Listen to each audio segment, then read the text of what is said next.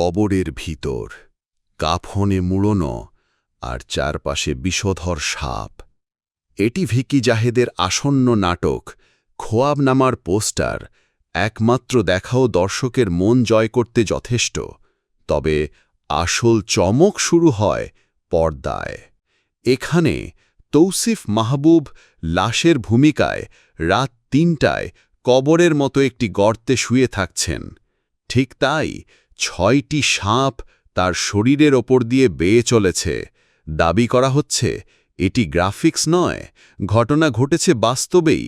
সাপগুলো আসল, শুটিং ভয়ঙ্কর ছিল সত্যি।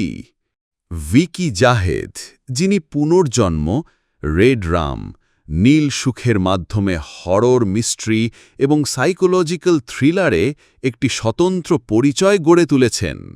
খোয়াবনামা তার সেই শৈল্পিক ধারাবাহিকতারই নতুন অধ্যায়।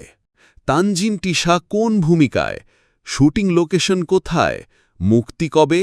দর্শক এখনও সেই প্রশ্নগুলোর উত্তর জানে না, বাট নিশ্চিত ভিকির গল্প বলার স্বকীয়তা ও প্রচ্ছদের রহস্য কেবল আকর্ষণ বাড়াচ্ছে। স্বপ্ন নাকি দুঃস্বপ্ন? খোয়াবনামা শীঘ্রই আসছে আপনার স্বপ্ন আর আতঙ্কের মধ্যে এক অনুরূপ ভ্রমণে।